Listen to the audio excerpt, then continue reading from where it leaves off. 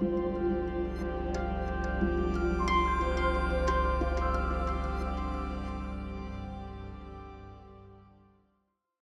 and welcome to my talk, Breaking Down Barriers, How Great Mentors Become Even Greater Leaders. A bit about myself. My name is Andy. I am currently a game director at Ubisoft Toronto. I've been making games since 2005, and I found myself on both sides of mentorship. Before that, I was many different things: game designer, principal designer, lead, you name it. Why am I giving this talk? Well, throughout my career, I had mentors myself that supported me whenever I needed them. These were the people that I had met at events, such like this one, or through common friends that introduced me to them. Usually, those were people I trusted. Sorry about that. Those were also people who always listened to me. They always made sure to give me advice. And they also showed me how big of an impact a mentor can have, and also inspired me to give back. As a marginalized dev myself, I also want to support others and open new opportunities for them. All of the experiences that I'm talking about today are based on my own experiences at various different companies, so it's not just one specific experience. So in my talk today, I want to touch on a few things. I want to give you a better idea of both sides of the experience, being a mentor, but also being a mentee. I want to take a closer look at what a mentor does and how mentorship can generally affect your leadership skills. And lastly, I also want to take a look at who can be a mentor. But let's jump straight into the mentorship experience. So I've been lucky to have had experience with game devs that supported me very early throughout my career. They introduced me to their friends. They also told me to maybe chat with people that they thought were beneficial to me or that I should just basically hang out with. And they also helped me form my own network. They also shared their own experiences with me. Sorry, I'm just having technical difficulties at the same time. They shared their own experiences with me and also crucial information that also helped me anticipate some of the issues that people can face throughout the career. I've also had a lot of questions about my own job and about best practices and about being a good game designer and different approaches. And my mentors always managed to listen to me. They took their time to give me feedback and to give me advice about those things. Most importantly, they always believed in me. They always had my back. Throughout each stage of my own career, they were always there for me. They always listened. They were just really the backbones that helped me. Especially when imposter syndrome hit, they always managed to reshift my focus back to what my strengths are and what my achievements are, and just keep me focused on that. They also inspired me to give back and again, become a mentor myself. And one of those things, how to become a mentor, was basically I joined the ambassador program at Ubisoft Toronto, which is basically a huge opportunity for game devs to become more involved in the local community, to help and support younger devs, but also youth. Each program that you actually see on the slide tries to open new opportunities for students that are either transitioning from the school life to work life, but also, again, younger students who are interested in transitioning into a career in game dev. And all of those programs have one thing in common. They all have a very strong focus on mentorship and on coaching and training. Working with elementary and secondary students, for us, really focuses on teaching them the basics of a creative process and also how to creatively figure out some of the solutions to the problems they face when they learn the creative process from us. I also mentor outside of Ubisoft, which happens on a much smaller scale, hopefully equally impactful. But that happens in my free time, which basically means that it's not as consistent as when I mentor with Ubisoft directly. It's really dependent on my available time and just generally also sometimes life events. So what does it mean to be a mentor? I see two main aspects where a mentor can actually really help younger devs. Number one would be supporting them in developing their own skills. and also how to maneuver the industry in a safe way. But really, it all starts with actively listening to your mentees. Pay attention to what they're saying. It's not just the words that they're saying, it's the body language, it's everything that you should be take into account. Also try and avoid distractions. Create a safe space, a distraction-free space where they can speak freely. Don't look at your phone. Don't prepare counter-arguments in your head while they're speaking. Let them speak and be active in your listening skills. Also, generally show them that you're listening when they're talking to you, again, with your facial expressions, with your body. Ask clarifying questions if you need them. Encourage them to continue making their points. Just be there and be present in that conversation. And also be honest in your responses. Try to be respectful. Try to treat them the way they want to be treated. But be honest when you give them feedback. Also, try and introduce them to best practices. That means you can point them towards useful resources or any sort of tool. That can be articles, that can be books, that can be any sort of talk or video that is beneficial and relevant to them. Also make sure to review the projects. That is where you can give them the most actionable feedback that they can directly apply. And try and teach them about known methods. Again, that can be directly applied to the projects. That is usually the most efficient way to show them relevant tools and what that means for them. And also try and show them your own work examples if they're not under NDA, because those are usually things that help them the most. And this mostly focuses on job-specific skills, but it's also really important to improve their core skills, which generally are communication skills, preparing feedback, presentation skills, just generally being part of a team, and having those skills ready. Also try and set realistic goalposts that are achievable. They're not too far away. Help them stay focused and keep them on track on these goalposts. If they're too far away, that can end up in frustration. It can feel like they're not making any sort of progress because they're just too far away to see that progress. One of my mentees, she wasn't sure if she was supposed to be a programmer or a systems designer. So we had a lot of conversations, and she talked about her capstone project. During that conversation, it really showed what her strengths as a systems designer are, and she also had a few leadership skills that kind of shone through. And I tried to summarize all of this. I gave her my perspective, especially as someone who's hiring systems designers. I could give her my feedback on the different pathways that she could take, especially with some of the leadership skills that she showed. And that feedback also allowed her to kind of see the strengths herself, gain some confidence, and apply at a Sony studio where she's at now, and she feels like that's the right path that she's taken. It's also important to have a trustworthy support network, and also how to build one. A lot of my students, or a lot of the mentees that I talk to, they tell me that their teachers tell them to bring a lot of business cards and then go to an event and give as many business cards to as many people as possible. But that's not the right way to network. You should focus on making these meaningful connections with the people that you meet at those events. Engage in interesting conversations with those people. They all have interesting things to say and tell you. But primarily, you're trying to make friends when you're networking. And if you meet someone who is maybe not the right person, who has the right answers for you, or is just not the right person, they may be able to actually connect you with other people who may be the right person for you. And that also helps you grow your network.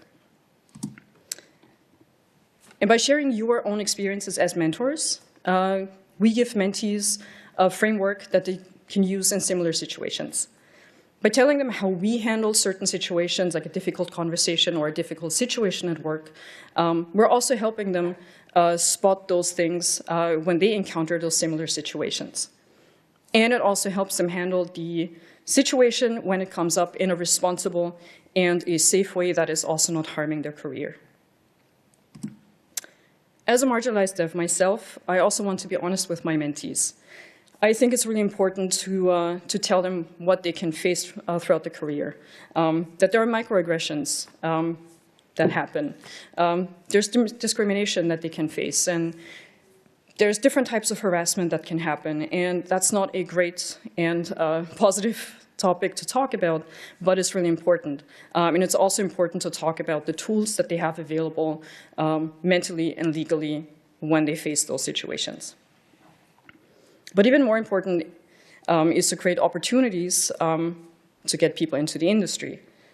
At Ubisoft Toronto, we have one program that we call Develop, and that is meant to be an entry point for women, non-binary people, and two-spirit people who are interested in becoming game designers, programmers, and producers. And in this program, we had one of our first participants greatly impressed us with her entry, with her interview.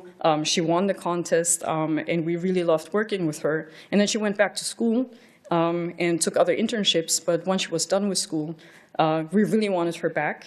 And she's now actually one of the new mentors of the same program that actually made it happen for her to get into the industry. While keeping all of these things in mind, it's also important to understand what mentorship is not. It's not a one-size-fits-all solution. Everyone is different. Individual problems really require individual solutions. So figure out what's best for your mentee. All my mentees that I've spoken to, they come from so many different backgrounds. They have so many different various levels of experience. Every single one needs their own solution and their own support, and it needs to be addressed on an individual level. It's not just something that you can take from a textbook. Also understand the difference between telling and teaching. Telling doesn't give them the reasoning, it doesn't give them the context, they don't understand why. But when you teach them, you actually give them the right tools, you give them the context, and they are now able to apply that same type of thinking to similar situations when they come up later. Also, very important point, mentorship is not for profit. Mentorship is very different from coaching, it's different from master classes or paid speaking opportunities. When we charge money for mentorship, we're gatekeeping information and we're gatekeeping resources, and we purposely keep specific people from benefiting from our experiencing and from our support. So when we don't charge for mentorship, we even the playing field and we make mentorship more accessible, and we also lower the barrier of entry, and not only for the more privileged people. So how does being a mentor actually build leadership skills? So I actually took a look at my own experiences on both sides, being a leader, being led by other people, and I also talked to a bunch of other people to figure out what they think good leadership is. And so this is my list of what I think it is. Good leaders are able to communicate well and are also able to listen. They're eager to broaden their own horizons, and they can also help develop strengths and open pathways. They are also able to give ownership to their own team members. They're able to show empathy and respect, and they also take responsibility for their team's well-being and their growth. And I want to take a look at some of those points in more detail. So the listening skills that I mentioned before, the active listening skills, those can be applied to both your mentees and your team members. To support them in their growth, you need to better understand who they are and where they come from, and also where they want to go. It's really important for you and your mentees and also team members to know that they are heard, they are understood, and they feel supported by you. Most solutions for the problems really rely on you listening and you understanding who they are.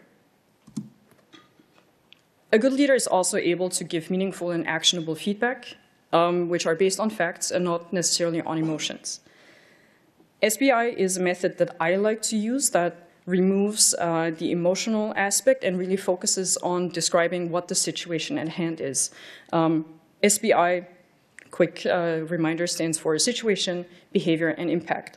So it really breaks down the situation into what has been observed and gives that feedback as neutral as possible.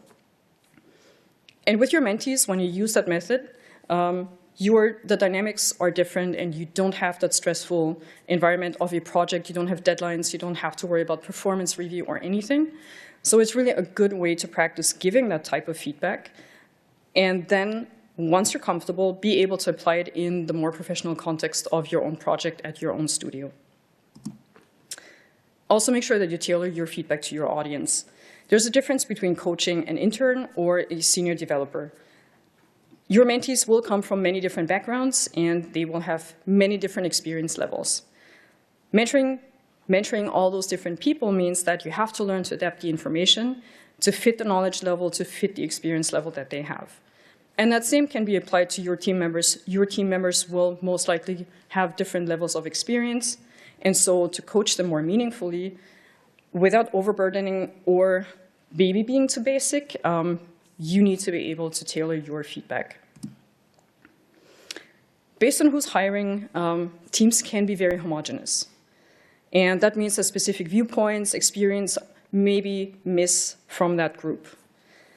And sometimes that means that managers are unable to anticipate the support that the team needs or potentially may need, or just to be aware of some of the obstacles that teams can face. Just be reminded that not everyone sees and experiences the world in the same way as you do. So if you have mentees from different backgrounds, they can show you the world that they live in. They can shift your perspective. They can give you a new viewpoint that you can take as a manager and be prepared for when your team grows. And the more you work with people from different backgrounds, the more you learn about the individual struggles. As a manager, that means that you can now be more proactive in anticipating and removing obstacles before they actually become an issue for your team members. And it also allows managers to be more empathetic and create a positive and a safer environment at work. For example, if you have someone who joins your team who observes Ramadan and you know exactly what that means, you're also more aware that maybe you don't set up the team lunches during this time, and also be more aware of the workload, the deadlines that you're requesting during this time. Very important. It's totally okay and fine to have questions as a mentor. Learning is not a one-directional thing. As a mentor, you can learn so much from your mentees. Show your genuine interest in topics that you don't know enough about. Ask genuine questions. Show that you're actually willing to broaden your horizon and you're willing to fill your information gaps with information from your mentees. If your studio has resource groups, that's also a great resource. Talk to them, get some more information, educate yourself. Most importantly, don't dump all the research onto your mentees or your team members. That is still that's still your job. And be aware of what you don't know, and just be open to learning about other people's realities. Some managers tend to be somewhat restrictive in the decision-making progress by excluding their team members from it. So on the short term, that might be a time saver, but it also strips your team from owning the work and owning the decision-making process and the decisions that come out of it. So try and take a step back and allow them to come to their own conclusions without you micromanaging. And by working with your mentees and learning how to use guided questions, you can become more comfortable with that process. And again, that process really helps your mentees and then also your team members figure out their own solutions, and it really gives them ownership over that process. Removing this can actually lead to learned helplessness. It can also lead to your team members emotionally and mentally distancing themselves from the projects or the features that they're owning, and they become people who execute things, but they're not actually involved anymore. So once you are actually more comfortable with using those guiding questions, you can also apply that again to your team members, even with that external pressure of the project and the deadlines and whatever comes with being part of a project. The iterative process is a major part of making games. We do it all the time. We hypothesize, we implement, we test, we review, we go back, we rinse and repeat. So failing is a major part of the creative process. And failing is essential in figuring out what works and what doesn't work. So when we're making games, we actually need to be comfortable with making the mistakes because they're an essential part. So when you work with your mentees, make sure that you set up a space that they're comfortable in, where they can make mistakes and go through that trial and error process. And again, this is all about becoming more comfortable with those methods. So once you've trained that with your mentees, you're also more comfortable setting up that same framework at work with your project, becoming a safety blanket for your team so that things don't escalate.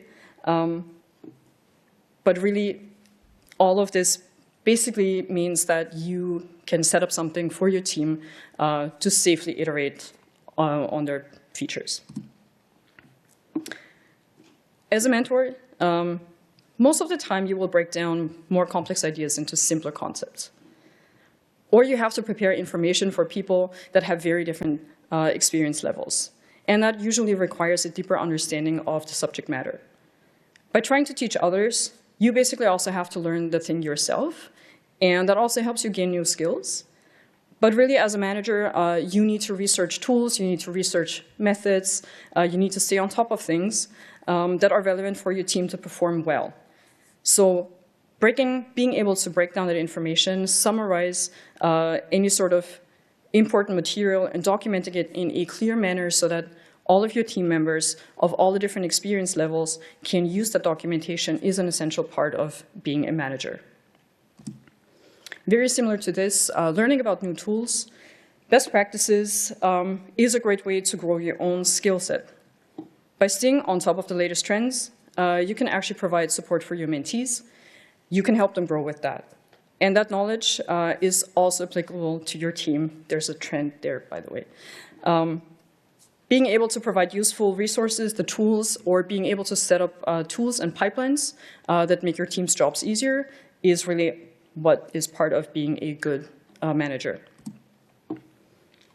And as a mentor, most of the time you'll try and support your mentees figuring out what their strengths are, but also where there's room for improvement. You're able to look at the bigger picture and actually help them see what their strong areas are, and then also how to identify the goals, how to improve and break down those goals into smaller, realistic sub-goals so that your mentees and then also your team members can follow those sub-goals to reach the big goal. And again, that same thing applies to your team members, but you probably have more resources available. You can point them to training that is relevant. There's probably other resources that your studio has to train them. But in both cases, it's really really important to set up the achievable goals to be able to clearly identify those smaller sub-goals and avoid setting up those unachievable ones that, again, what I've mentioned before, they can end up in frustration because your mentees or your team members don't actually see progress when they work towards a bigger goal. As a mentor, you're also always responsible for setting up a safe environment for your team or for your mentees. And this is the environment where you should try and lead by example. So words are not the only thing. Your actions need to support your words. Example, going to the previous example before, if you want to have an environment where people can make mistakes, don't punish them for making mistakes.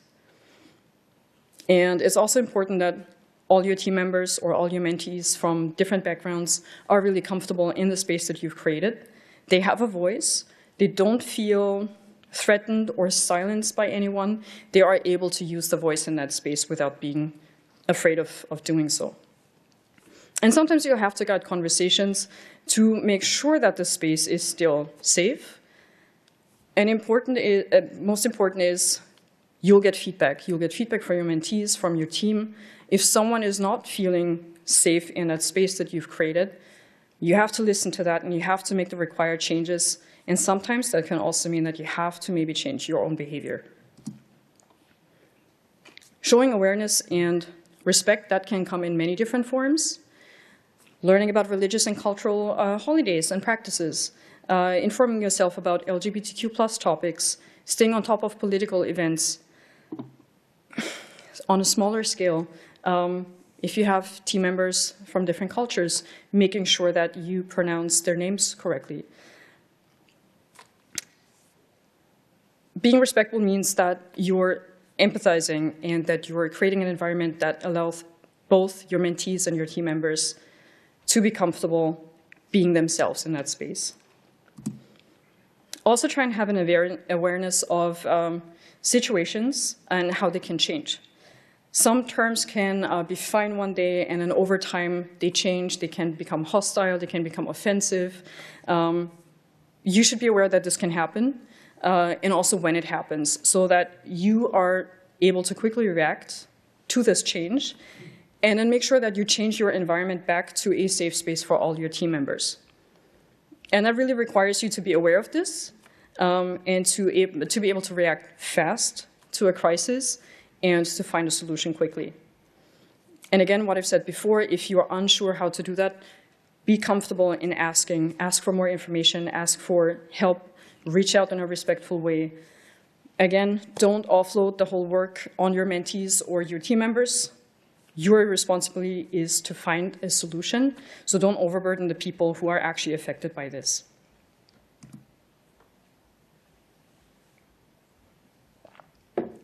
So having said all that, who can be a mentor? You don't really need to be a manager to be a mentor. You don't have to have a certain experience level. Of course it helps, but that's not really necessary. More senior people have more experience. That makes sense, and that is great, but that doesn't mean that they're the only ones who should consider mentoring others. Peer-to-peer mentorship between more junior developers is really beneficial to both parties. Experience levels, knowledge, they differ even if you are a peer. You always have something that you can teach someone else, and they can benefit from it, and you're benefiting from it because you're teaching those skills now. Same thing at work, reaching out to a colleague, that is very easy.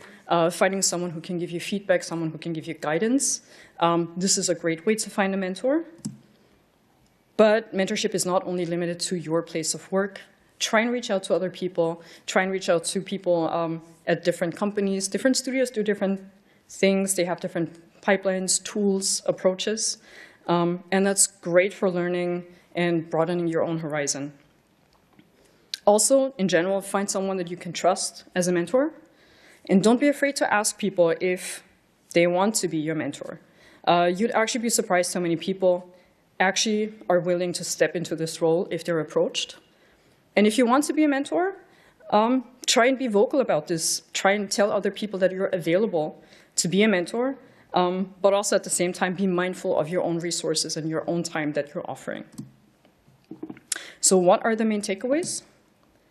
We're basically always learning, both as a mentee and a mentor, throughout the different stages of our career development. We're always growing, we're always developing, and there's always ways to benefit from a mentor-mentee relationship. Mentoring opens new perspectives for both the mentor and the mentee, and it teaches us to see beyond our own limits and learn to be more empathetic. Mentors can create and share new opportunities and career paths, especially for marginalized devs. The industry has biases, and as mentors, we can actually remove some of the obstacles that are created by those biases. And all the skills that are applied during mentorship are actually skills that improve leadership and management skills. As a reminder, not all mentors are managers, not all managers are mentors, but mentors learn the relevant skills they need to move into a management or leadership position through mentorship. Doesn't mean that all the managers have had the same experience giving mentorship. But really, anyone who wants to be a mentor can be a mentor. You don't require a specific training. If you have the drive to share your knowledge, to share your experience, to support others who can benefit from that support, that's really all it takes. And if you don't know if your studio offers mentorship opportunities, just ask them. And if you find out that there aren't any yet, why not create your own opportunity? Why not find someone else who is also interested and then get the stone rolling? Remember, becoming a mentor can make a change for someone. It can even the playing field, and it can open opportunities for others, but it also helps you grow as a leader. And before we move on to the question section, I want you to try and find your new mentor or find your new mentees when you leave this room. Thank you.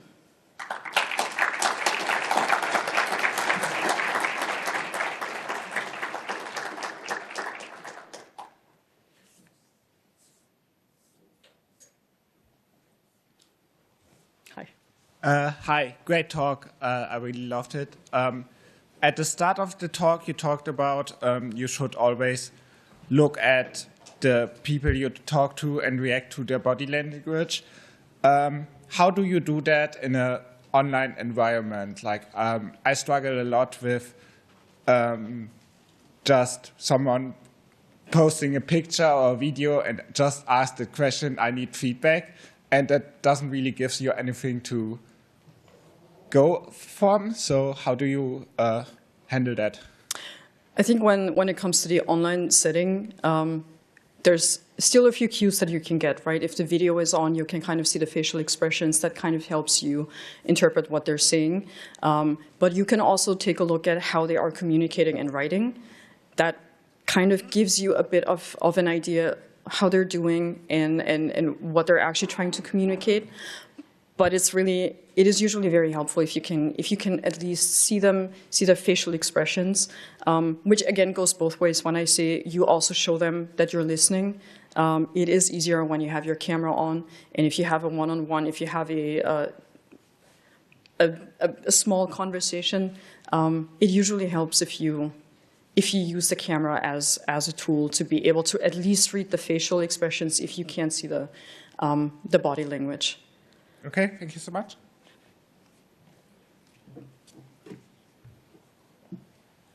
I've been a long-time mentor. I never got any training in mentorship. I've just kind of tried to figure it out on my own.